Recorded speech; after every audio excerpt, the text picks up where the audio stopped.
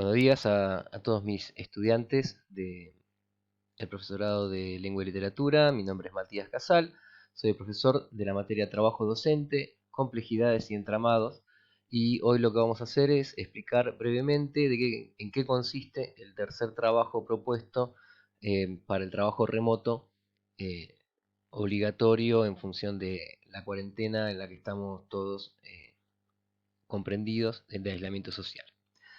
Bueno, el tercer trabajo lleva por nombre Educación y Desigualdad, nociones vulgares sobre el trabajo docente. Eh, la composición de la tarea es la misma a la que ya vienen ocurriendo en los anteriores dos trabajos. Van a tener una parte donde se trabaja con un texto audiovisual y otra parte donde se trabaja con un texto escrito.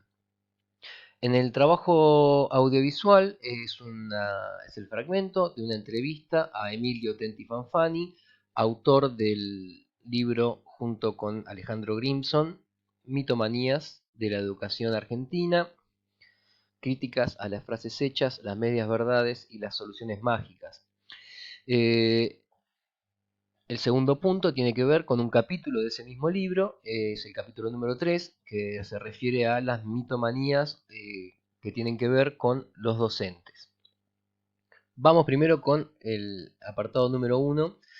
Ustedes van a ver que tienen un link que los va a conducir a un audiovisual que está colgado en mi canal de YouTube, Matías Casal. Ustedes hacen clic sobre el link y los va a llevar directamente al... tarda un poquito en abrir. Y ahí está. Bien. Bien, esta persona que está hablando acá, de camisa celeste, es el autor, el coautor del libro, Emilio Tenti Fanfani, ¿no? Una persona de carne y hueso, como cualquiera de nosotros, un intelectual brillante de los contemporáneos, debe ser de toda una autoridad de los que están circulando hoy en el mundo académico e intelectual en la Argentina.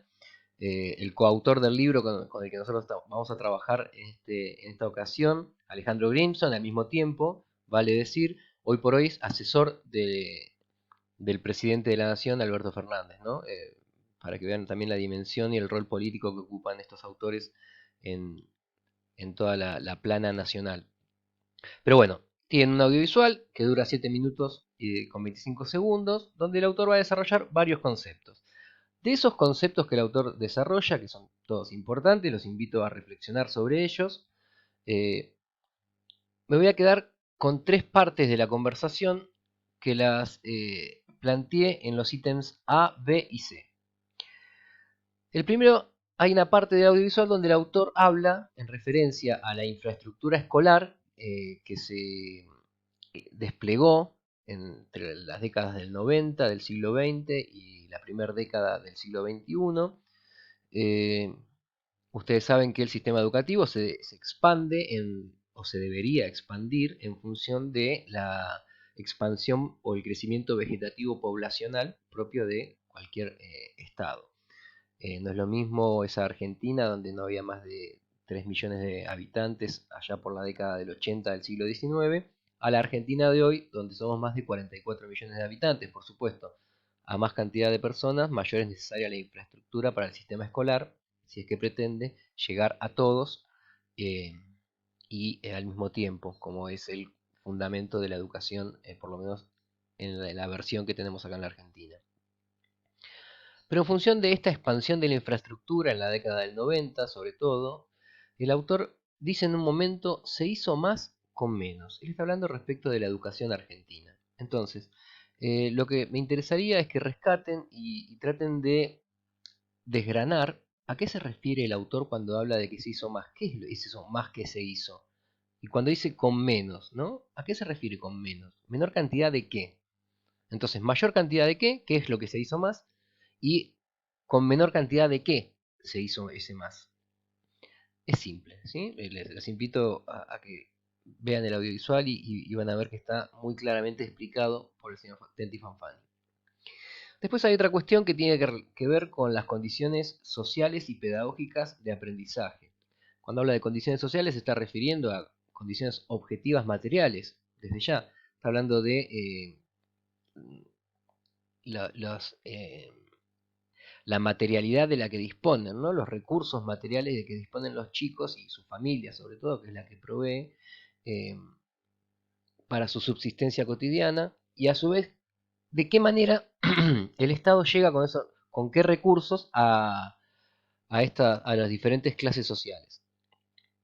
Entonces, lo que primero voy a preguntar en la consigna B es cómo repercuten estas diferentes materialidades, estas diferentes condiciones sociales y estas diferentes materialidades pedagógicas, estas diferentes condiciones pedagógicas o contexto pedagógico en el que los estudiantes aprenden. ¿Sí?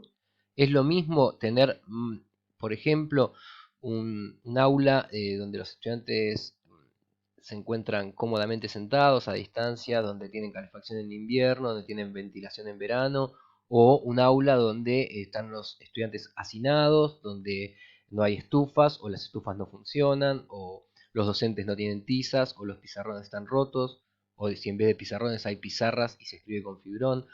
¿Es lo mismo? ¿Cómo repercuten estas diferencias? Porque hay algo que está claro, y es que hay muchas escuelas dentro de la escuela, aún dentro de una misma ciudad, ni siquiera hablemos de la provincia o del país. Entonces, estas diferentes condiciones materiales, pedagógicas y sociales en las que los chicos aprenden, ¿de qué manera repercuten estas diferencias? ¿Sí?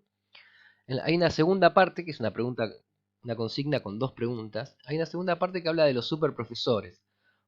Dice Tenti Fanfani que en las épocas contemporáneas que estamos atravesando, el docente debe tener ciertas virtudes o cualidades o capacidades mucho mayores que las de épocas anteriores. Él postula que, de hecho, hay algunos sectores de la sociedad que necesitan más de estas cualidades o estos superprofesores que otros. Bien, entonces la pregunta es simple: ¿quiénes y por qué necesitan más a estos superprofesores, a estos profesores con más capacidades, con más cualidades, con más saberes, con más competencias? ¿Quiénes son los que los precisan más? ¿Sí? ¿De qué sector social está hablando? Y, y además, ¿por qué? ¿Por qué se precisan más a estos superprofesores en estos sectores sociales? La última pregunta tiene que ver con los títulos. Ustedes saben que cuando uno termina la primaria, cuando termina la secundaria, cuando uno hace un curso o mismo cuando estudia en el instituto o en la facultad, el objetivo siempre es la obtención de una acreditación, un título, un diploma. Él dice, estos diplomas en la sociedad tienen un valor, que obviamente no es económico, es un valor simbólico. Ahora, este valor simbólico de los diplomas, va a decir también Tenti Fanfani, es un valor relacional. Y acá es donde yo pongo el acento. ¿De qué está hablando cuando el autor habla del valor relacional de los diplomas? ¿A qué se está refiriendo? ¿No? ¿A qué apela cuando él dice los diplomas tienen un valor relacional? ¿No? Hasta acá, Tenti Fanfani, ¿sí? Entonces, que la primera consigna relacionada por qué se hizo más con menos, qué significa esa frase. La segunda es la repercusión que tienen las diferencias materiales, objetivas, en las condiciones sociales y pedagógicas de aprendizaje, ¿no? Cómo repercuten en unos y en otros, y a su vez quiénes necesitan más a los mejores profesores, por decirlo de alguna manera. Y la última, explicar qué es esto del valor relacional de los diplomas, ¿no? ¿Qué significa que tengan un valor relacional? La segunda consigna tiene que ver con un texto, es el capítulo número 3 del libro que recién les mostraba, Mitomanías de la Educación Argentina. Tiene que ver con los docentes. Voy a leer las consignas y las paso a explicar. La consigna primera dice: a partir de la lectura del capítulo 3, los docentes del libro Mitomanías de la Educación Argentina realice un cuadro sinóptico que incluya todos los mitos que se tratan en este apartado, respetando los argumentos que expresan los autores para desmitificarlos. En este caso les voy a dar un ejemplo bien concreto, bien sencillo. Espérenme que mientras lo voy anotando.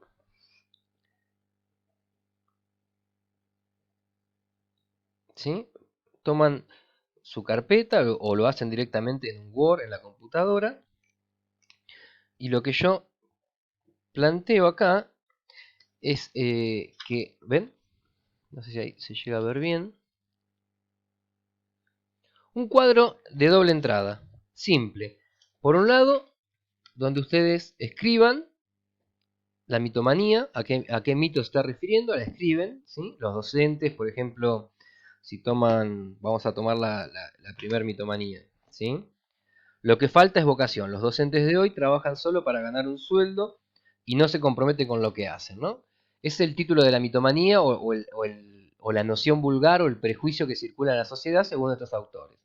Bien, entonces acá en la parte donde dice mitomanía, anotan esa y del otro lado explican qué es lo que dicen los autores respecto de este mito, ¿sí? Si tiene una base real o no, si está exagerado o si realmente directamente no es así, esto ocurre todo lo contrario. Y en ese cuadro van plasmando una a una todas las mitomanías y por otro lado la argumentación que hacen los autores respecto de eso. Es un trabajo de elaboración que les va a llevar un tiempo porque es un capítulo largo, son más de 30 páginas del libro.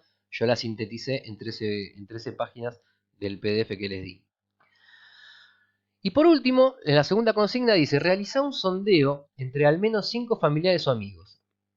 O sea, agarran uno, llaman o le mandan WhatsApp a diferentes conocidos que tengan, adultos, y le leen eh,